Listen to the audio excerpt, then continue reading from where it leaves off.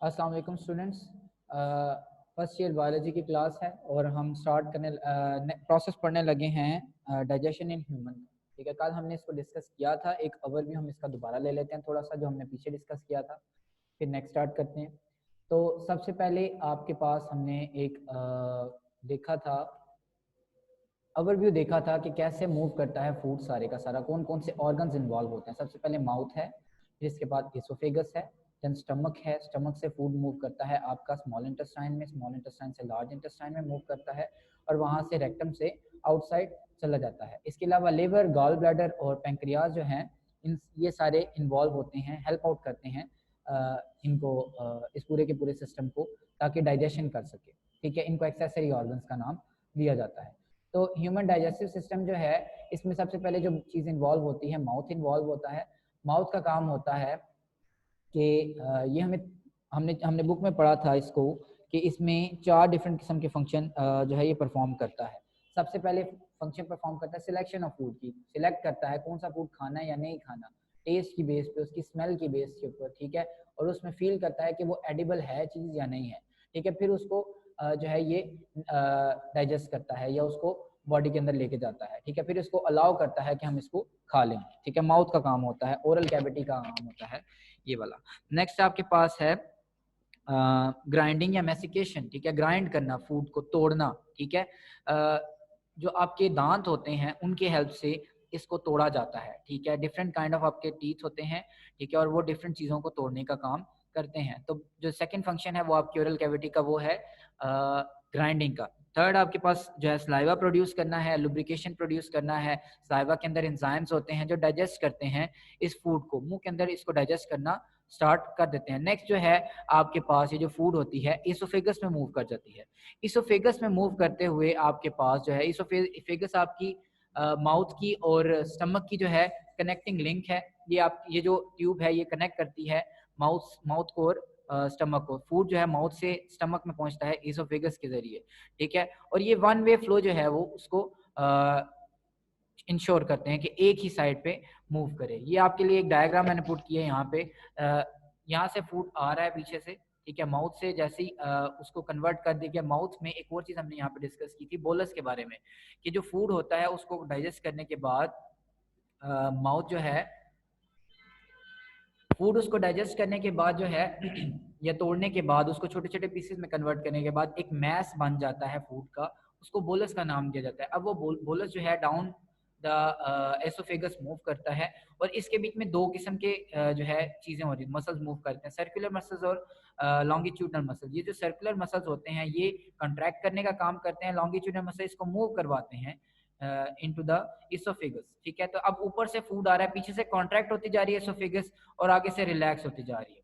ठीक है, अब जब फूड यहाँ पे था आगे से रिलैक्स है, पीछे से कॉन्ट्रैक्ट। जब फूड यहाँ से आगे चला गया यानी बोलस यहाँ से आगे चला गया है, तो पीछे से जो आपकी जितनी भी इसोफेगस है वो कॉन्ट्रैक्ट हो गया है। नेक्स्ट जब यहाँ आहिस्ता आहिस्ता करते करते इसी तरह ये प्रोसेस चलता रहता है और सारी की सारी इस पूरी की पूरी इसोफेगस में जो है फूड मूव करता जाता है, पीछे से कॉन्ट्रैक्ट होती जाती है, आगे से रिलैक्स होती जाती है और फूड आपके पास स्टमक में पहुंच जाता है इस तरह। और यहाँ से हमने पढ़ा था पेरिस्टालसिस। ठीक है, पेरिस्टालसिस में हमने पढ़ा था कि ये जो इस प्रोसेस को पेरिस्टालसिस कहते हैं। एंटाई पेरिस्टालसिस पढ़ा था, जिसके बीच में ये जो फूड होता है सारे का सारा वापस मुंह से निकाल दिया जाता है। क्यों निकाल दिया जाता है? जब कोई फूड के बीच में अनडाइजेस्टेबल पार्टिकल हो या कोई ऐसा ऑर्गेनिज्म हो जो डेड ना हो रहा हो, जो ज्यादा प्रॉब्लम काज कर रहा हो। ठीक है, तो इस सारे के सारे फूड को आपकी बॉडी से बाहर निकाल दिया जाता है, इसकी अगेंस्ट मूव किया जाता है। जो नॉर्मल मूवमेंट होती है इसकी मूवमेंट के अगेंस्ट मूव किया जाता है। ठीक है, तो यहाँ पे हमने जो है इसोफेगस को देखा था। फिर इसोफेगस से जो है इसोफेगल स्फिंक्टर होता है। यहाँ पे 2 स्फिंक्टर हमने देखे थे, एक पाइलोरिक स्फिंक्टर देखा था स्टमक के अंदर और एक इसोफेगल स्फिंक्टर देखा था। इसोफेगस और स्टमक को सेपरेट करने वाले स्फिंक्टर को हमने इसोफेगल स्फिंक्टर कहा था। यहाँ से फूड जो है मूव करके स्टमक के अंदर आ जाता है। जब स्टमक के अंदर आता है तो यहाँ पे डाइजेशन स्टार्ट हो जाती है। स्टमक जो है चर्निंग प्रोसेस करता है, खुद जो है डाइजेस्ट इसको तोड़ने का काम करता है, मिक्स करता है फूड को। ठीक है, ऐसे आपस में जो है मूव करके फूड को मिक्स आउट करता है। इससे फूड जो है कुछ हद तक ग्राइंडिंग होती है फूड की। और जो है साथ ही साथ आपके पास गैस्ट्रिक जूस रिलीज किया जाता है। गैस्ट्रिक जूस जो है HCl, सॉल्ट्स, एंजाइम्स, वाटर और म्यूकस का मिक्सचर होता है। ठीक है। यहाँ पे जो है आपके पास जो HCl है उसकी हमने जो है देखा था कि हमारे पास 3 किस्म के ग्लैंड्स होते हैं स्टमक के अंदर। एक को हम कहते हैं ज़ाइमोजिन सेल्स, दूसरे को एजेंटिक सेल्स कहते हैं और तीसरे को आप जो है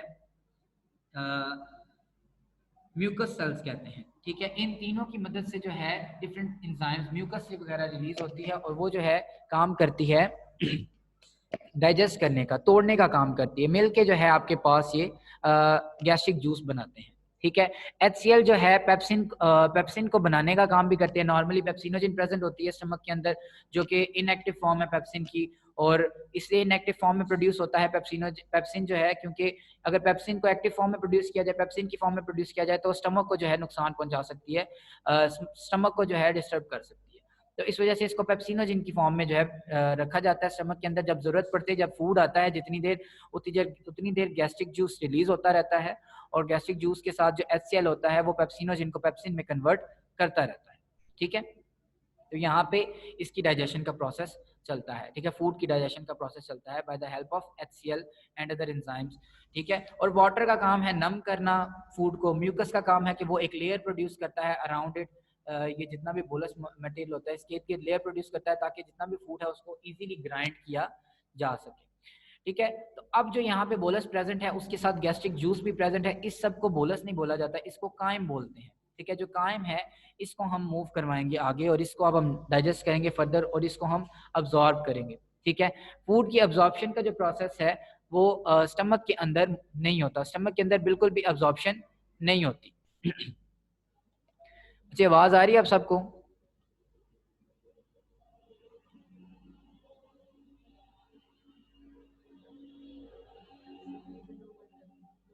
जी ठीक है, नेक्स्ट हम स्टार्ट करते हैं।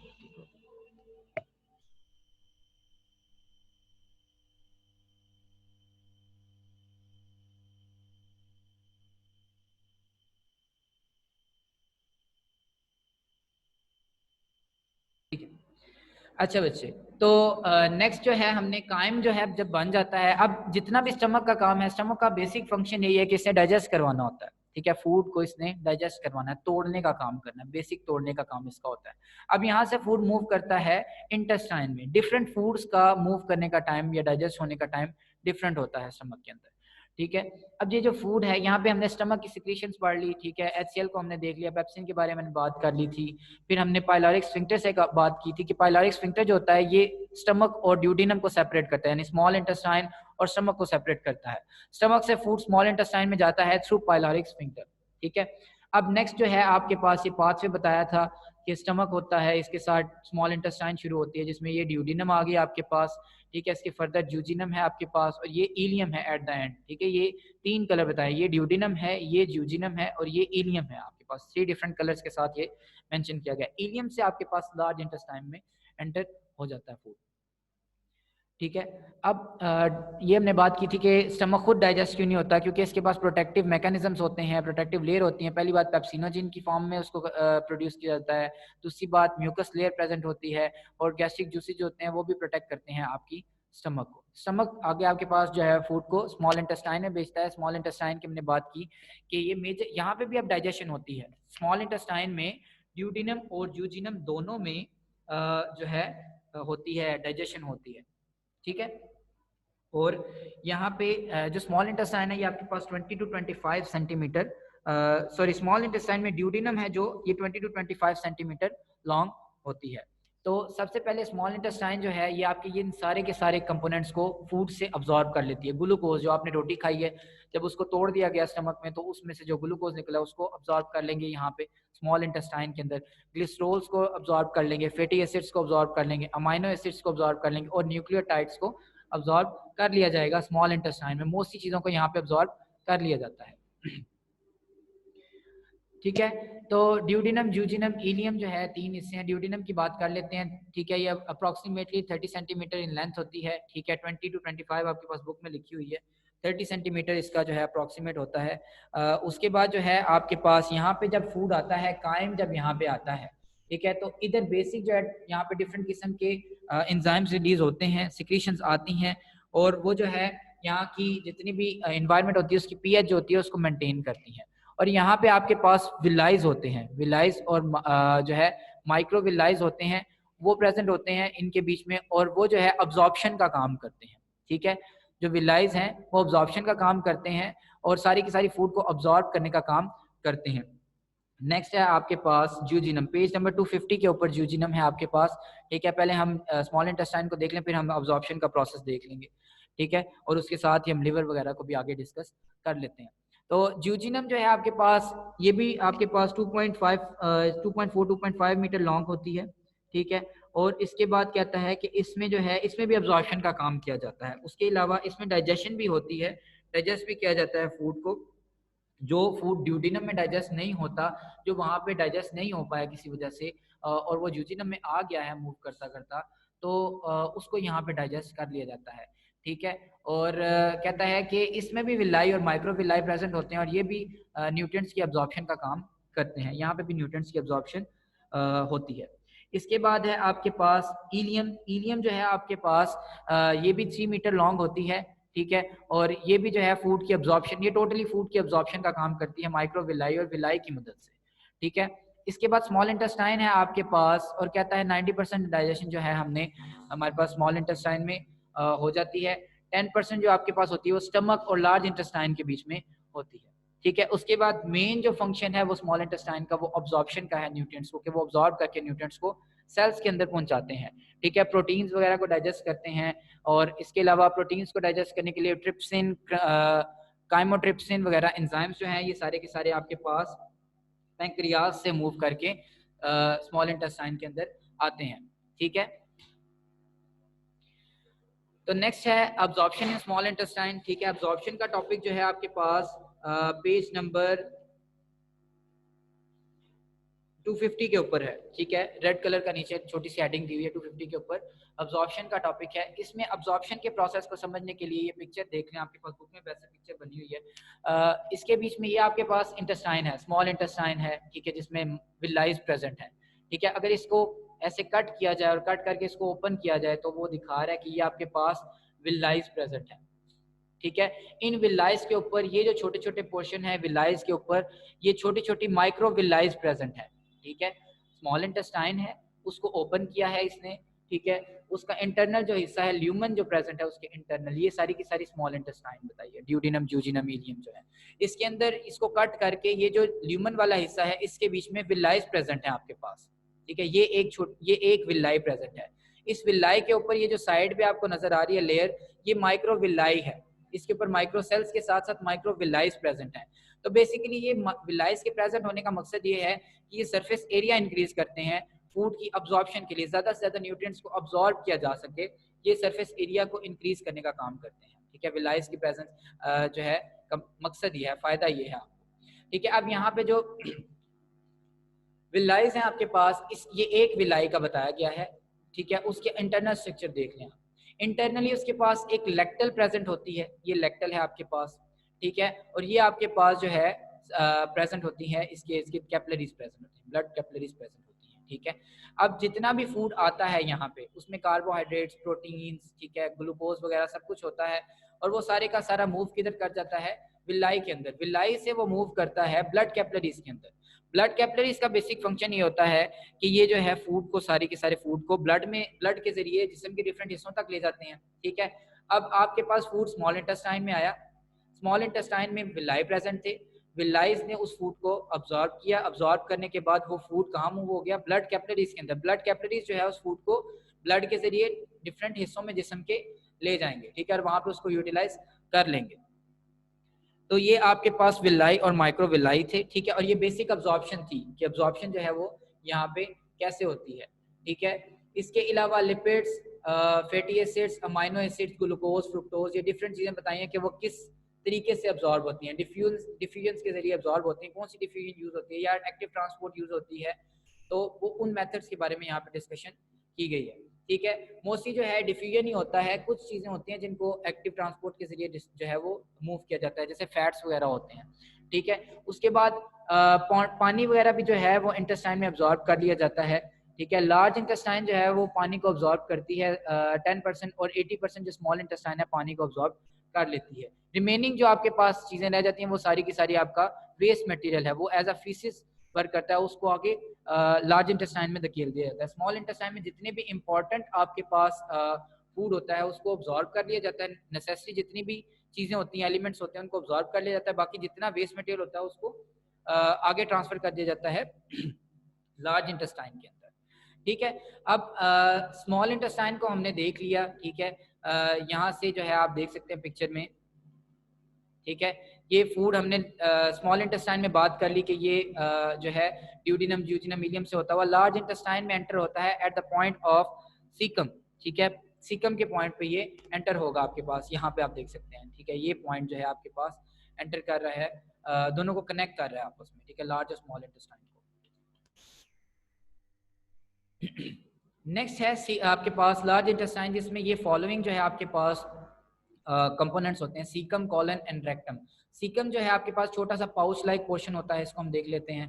फिर कॉलन्स आपके पास 3 किस्म की कॉलन्स आती हैं। असेंडिंग कॉलन्स, असेंड का मतलब होता है ऊपर की तरफ मूव करना। ठीक है, ऊपर की तरफ उठना। डिसेंड का मतलब होता है नीचे की तरफ आना। ठीक है, तो इसको असेंडिंग कॉलन कहते हैं। ठीक है, ये जो ऊपर की तरफ जा रही है। ठीक है, फर्स्टली ये जो आप साइडवेज मूव कर रही है, यानी कि बिल्कुल इस तरह मूव कर रही है, इसको हम ट्रांसवर्स कॉलन कहते हैं। ठीक है, और जो नीचे वाली साइड पे मूव करिए इसको हम डिसेंडिंग कॉलन कहते हैं। और इसके अलावा सिग्माइड कॉलन है, ये आपकी बुक में मेंशन नहीं है तो इसको बता देता हूँ। वैसे इसको बुक में मेंशन नहीं है, इसको डिस्कस नहीं करेंगे।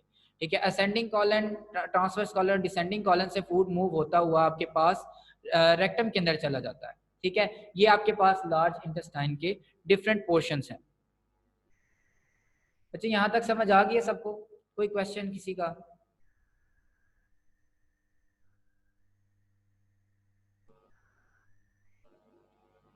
फैसिलिटेटेड डिफ्यूजन बच्चे, ये डिफ्यूजन का एक प्रोसेस है जिसके बीच में किसी ना किसी फैसिलिटी के जरिए जो है मूव करवाया जाता है मॉलिक्यूल को। आइदर एनर्जी यूज की जाती है या कोई मॉलिक्यूल यूज किया जाता है, उसके जरिए मूव करवाया जाता है किसी भी पार्टिकल को एक जगह से दूसरी जगह।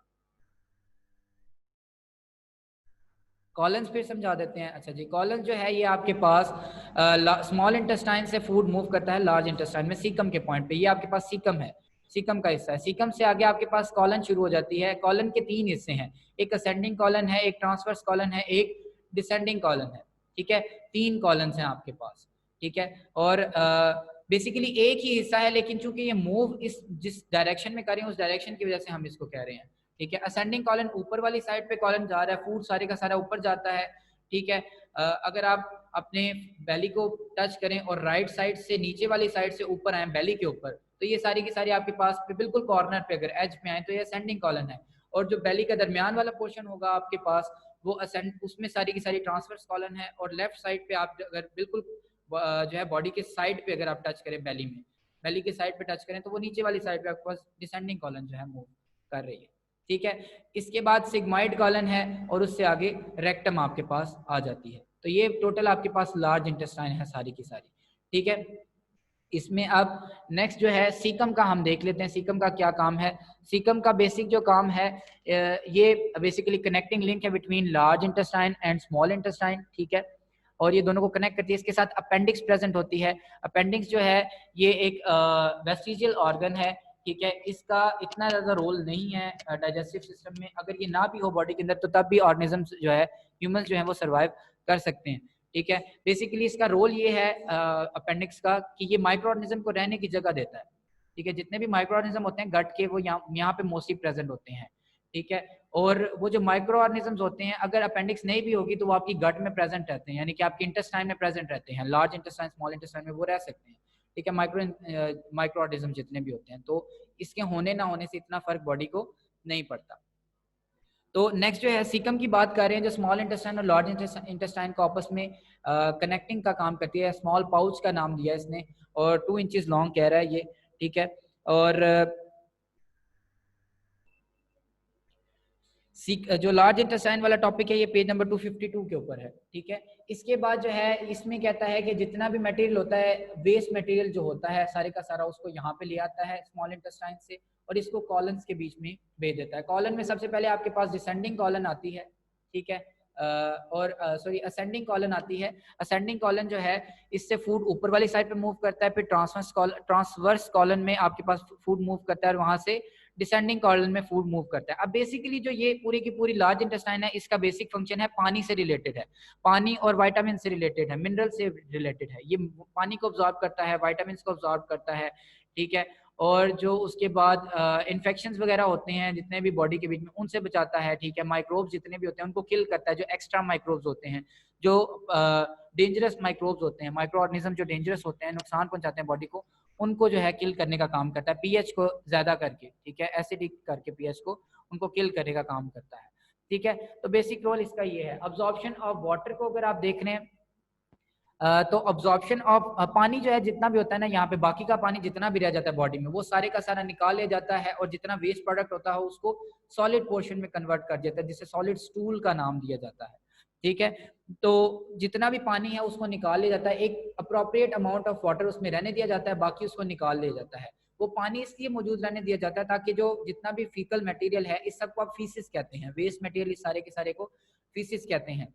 तो जितना भी मटेरियल है उसमें थोड़ा सा पानी इसलिए रहने देती है बॉडी ताकि उसको निकालने में इजी रहे, ठीक है। ज्यादा सॉलिड होगा तो तब भी प्रॉब्लम है, ज्यादा सॉफ्ट होगा तब भी प्रॉब्लम है, ठीक है। अब आपकी बुक में दो केसेस को डिस्कस किया गया है, एक डायरिया को, एक कॉन्स्टिपेशन को। अगर पानी इस लार्ज इंटेस्टाइन में अगर पानी ज्यादा अब्जॉर्ब कर लिया जाए फीकल मटेरियल से, तो जो जितना भी मटेरियल होगा, जितना भी वेस्ट मटेरियल होगा, जितना भी फीसिस होंगे, वो सारे के सारे ज्यादा सॉलिड हो जाएंगे।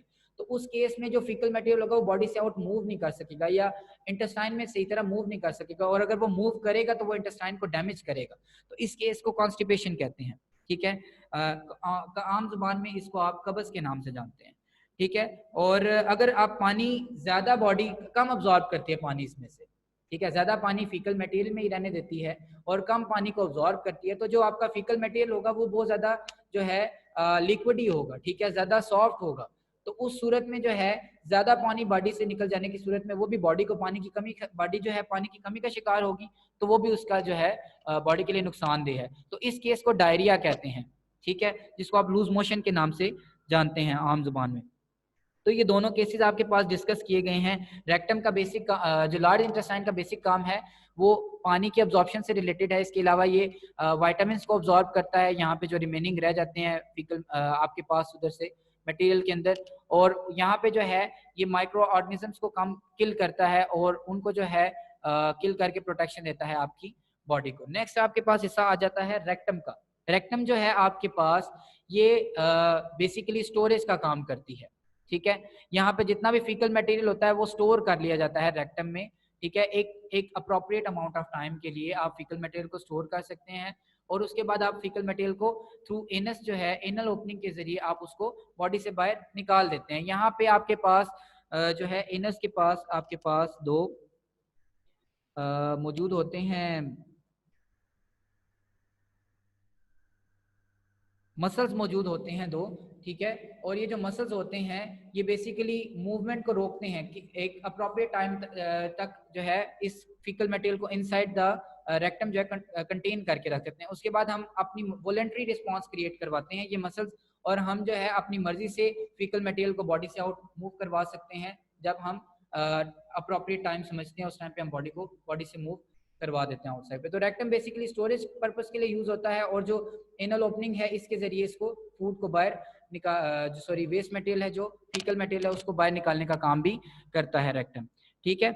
उसके बाद जो है बेसिकली ये आपके सारे का सारा डाइजेशन है, एट द एंड जो है यहाँ पे आपका डाइजेशन का प्रोसेस कंप्लीट हो जाता है, ठीक है। इसके बाद एक्सेसरी ऑर्गन्स हैं आपके पास, ठीक है। आपकी बुक में दो ऑर्गन्स को डिस्कस किया गया, लिवर, पैंक्रियाज को, ठीक है। लिवर जो है आपके पास ये बाइल प्रोडक्ट प्रोड्यूस करता है, इसके पास गाल ब्लैडर मौजूद होता है और ये बाइल जूस प्रोड्यूस करता है। बाइल जूस जो है ग्रीनिश येलोइश पिगमेंट होता है, और ये जो है आपके पास डाइजेशन का काम करता है, ब्रेक डाउन करता है, डाइजेशन करता है, मूव करता है स्टमक के अंदर, और वहाँ पे सारे के सारे जितना बाइल जूस होता है ये डाइजेशन में हेल्प आउट करता है, ग्रीन कलर का होता है, ठीक है। उसके अलावा लिवर जो होता है आपका ये ओल्ड रेड ब्लड सेल्स को ब्रेक डाउन करता है, उसका भी जो वेस्ट मटेरियल होता है उसको भी निकालने का काम करता है।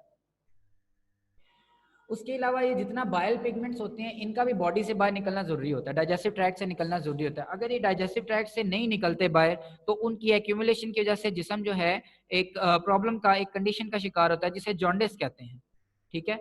और उसके अलावा कहता है कोलेस्ट्रॉल भी जो है लिवर से सिक्रीट होता है और इसको गॉल ब्लैडर जो है वो स्टोर कर सकता है। अगर ये भी बॉडी से बाहर मूव नहीं करता डाइजेस्टिव सिस्टम के जरिए, तो उस सूरत में गॉल ब्लैडर के अंदर आपके पास गॉल स्टोन्स प्रोड्यूस हो सकते हैं। ठीक है, तो ये भी एक प्रॉब्लम है, इसमें ये भी कॉज हो सकती है। और उसके अलावा लिवर जो है ये टॉक्सिक सब्सटेंसेस को जो है डिटॉक्सिफाई करता है और उनको जो है बॉडी के बीच में अलाउ करता है रहने का। अगर वो डिटॉक्सिफाई नहीं कर सकता तो इस सबको जितना मटेरियल होता है इसको ऐड करवा देता है आपके पास जो large small intestine large intestine है उनके बीच में, ताकि वहां से इस मटेरियल को बाहर निकाला जा सके।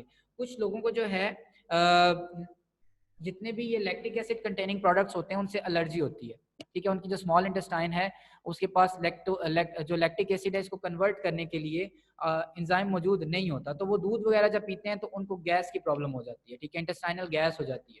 ठीक है, तो इस चीज को जो है लैक्टोज इंटॉलरेंस का नाम दिया जाता है। ठीक है, तो ये इस वजह से होती है क्योंकि बॉडी के पास एंजाइम मौजूद नहीं है जो लैक्टोज को लैक्टिक एसिड को कन्वर्ट करेगा। ठीक है,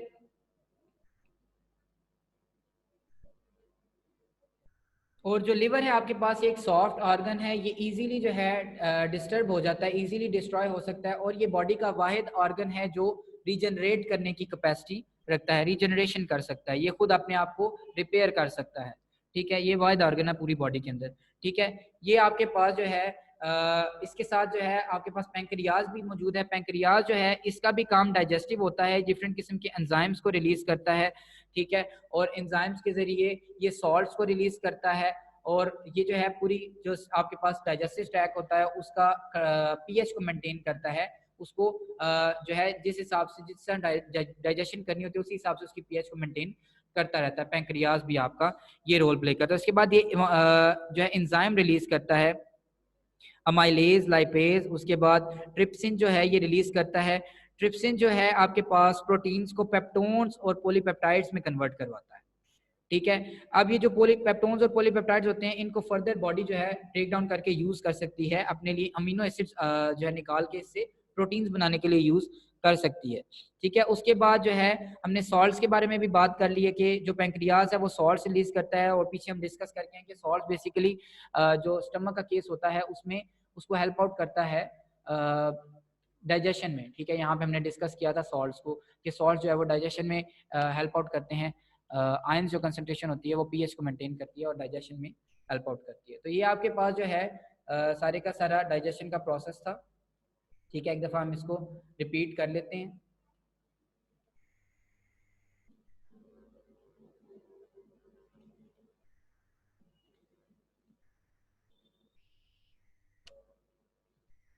तो डाइजेशन जो है हमने पढ़ा था सबसे पहले कि ओरल कैविटीज में इन्वॉल्व होती है। ओरल कैविटी का काम होता है ग्राइंड करना, छोटे छोटे पार्टिकल्स में कन्वर्ट करना, उसके अलावा सलाइवा प्रोड्यूस करना। सलाइवा में एंजाइम्स होते हैं, एंजाइम डाइजेशन का काम करते हैं। इसके अलावा पानी मौजूद होता है ओरल कैविटी में, नम करता है, वो फूड को नरम करता है, सॉफ्ट करता है उसको ताकि इसको क्रश किया जा सके। और क्रशिंग के बाद ये बोलस में कन्वर्ट हो जाता है और बोलस को मूव करवा दिया जाता है एसोफेगस में। एसोफेगस में फिर पेरिस्टाल्टिक मूवमेंट के जरिए एक वेव की फॉर्म में पूरी जो एसोफेगस है उसके बीच में एक वेव प्रोड्यूस होती है और सारे का सारा फूड वन वे मूव करता है स्टमक के अंदर। सम कंडीशंस हमने डिस्कस की थी एंटीपेरास्टालसिस के केस में, जिसमें अगर अनडाइजेस्टेबल पार्टिकल हो तो उसको स्टमक जो है रिजेक्ट करके बॉडी से बाहर निकाल देता है प्रेशर के जरिए, जिसको हम वॉमिट का केस हमने डिस्कस किया था।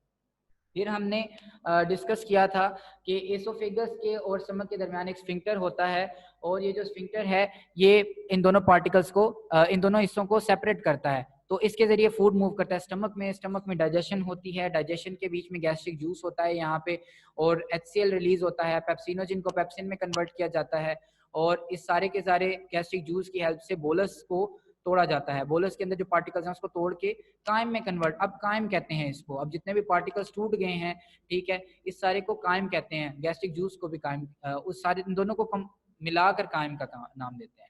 अब काइम जो है वो स्मॉल इंटेस्टाइन में मूव करता है। स्मॉल इंटेस्टाइन में पहले ड्यूडिनम होती है, फिर ये मूव करता हुआ जूजिनम में जाता है, फिर ये मूव करता हुआ इलियम में जाता है। तो ड्यूडिनम में हमने पढ़ा कि ड्यूडिनम जूजिनम में जो है डाइजेशन होती है और यहाँ पे अब्जॉर्प्शन का प्रोसेस भी होता है और इलियम में जस्ट अब्जॉर्प्शन का प्रोसेस होता है। और ड्यूडेनम, जूजिनम, इलियम के अंदर जो अब्जॉर्प्शन होती है ये थ्रू विलाई होती है, ठीक है। विलाई जो है या आपके पास लार्ज इंटेस्टाइन जो है उसके बीच में भी विलाई मौजूद होती है अब्जॉर्प्शन के लिए। विलाई को हमने देखा, विलाई के स्ट्रक्चर को हमने देखा कि इसके बीच में लैक्टल प्रेजेंट होता है और इसके अलावा कैपिलरीज, ब्लड कैपिलरीज प्रेजेंट होती हैं।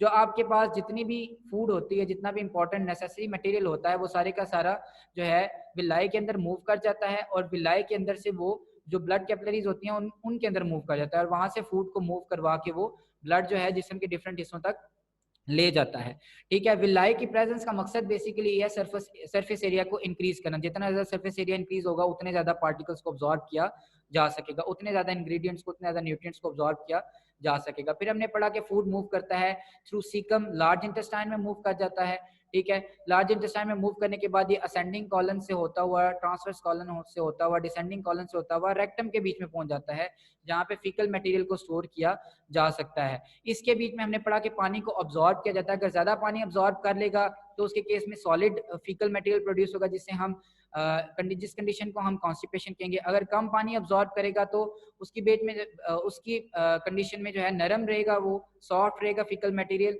तो उसको हम कहेंगे डायरिया का केस कहेंगे। फिर रेक्टम जो है ये स्टोरेज का काम करता है और रेक्टम से सारे का सारा जो डाइजेस्टिव मटेरियल होता है इसको थ्रू एनल पोर्शन निकाल दिया जाता है, जिस्म से निकाल दिया जाता है। इसके अलावा हमने देखा कि एक्सेसरी ऑर्गन्स होते हैं लिवर और पैंक्रियाज। लिवर जो है वो बाइल प्रोड्यूस करता है with the help of gall bladder, और जो है ये बाइल प्रोडक्ट जितना भी होता है ये सारे का सारा डाइजेशन में हेल्प करता है। और पैंक्रियाज जो है डिफरेंट किस्म के एंजाइम प्रोड्यूस करता है जिसमें हमने डिस्कस किया, ट्रिप्सिन को डिस्कस किया, अमाइलेज की बात हमने की है, और इसके अलावा आपके पास लाइपेज की बात की है। अमाइलेज कार्बोहाइड्रेट को तोड़ता है, लाइपेज लिपिड्स को तोड़ता है, और ट्रिप्सिन जो है ये प्रोटीन्स को तोड़ने का काम करता है। उसके साथ ही आपका जो ये लेक्चर है कंप्लीट हो गया है। हमने ये वाला टॉपिक कंप्लीट कर लिया पेज नंबर 250 तक। ये जो आगे आपके पास 252 तक, सॉरी, ये जो आपके पास आगे आपके पास मैप है, इस सारे को हम डिस्कस कर चुके हैं पीछे, वैसे ये सिलेबस में मौजूद नहीं है। अभी यहाँ तक किसी के कोई क्वेश्चन है बच्चे तो कर लें।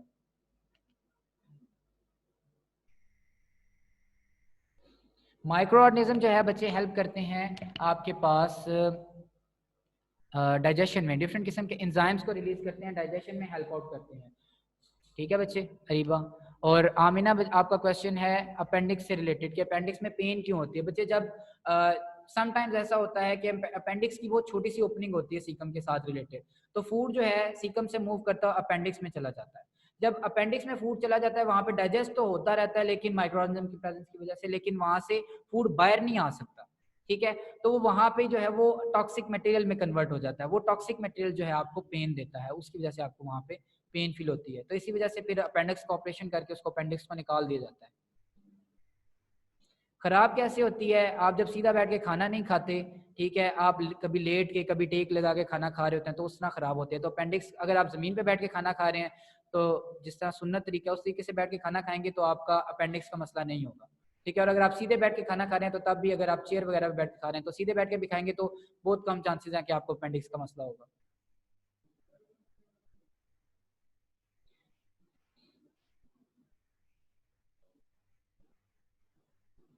जी बच्चे, ये टॉपिक स्मार्ट सिलेबस में सारे का सारा इंक्लूडेड है। डाइजेशन इन मैन जो है आपके पास मौजूद है। उन्होंने स्पेसिफिकली सारे टॉपिक छोटे छोटे नहीं लिखे, लेकिन डाइजेशन इन मैन लिखा हुआ है। आगे जो टेबल है वो उन्होंने मेंशन नहीं किया तो वो मैंने आपको नहीं पढ़ाया।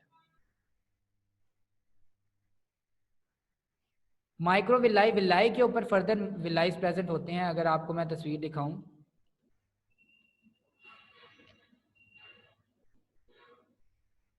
ये पिक्चर देखें, विलाई के ऊपर आपके पास माइक्रो विलाई प्रेजेंट है, ठीक है। ये जो हिस्सा है इसके ऊपर आपके पास माइक्रो विलाई प्रेजेंट है, ये वाला हिस्सा, ये छोटे छोटे विलाइज, विलाई के ऊपर फर्दर छोटे छोटे माइक्रो विलाइज प्रेजेंट होते हैं।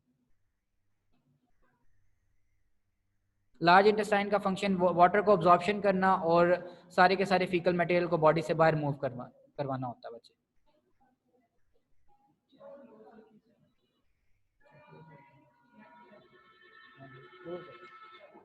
ठीक है बच्चे, बाकी जो क्वेश्चन रह गए उनको हम कल डिस्कस कर लेंगे। अल्लाह हाफिज।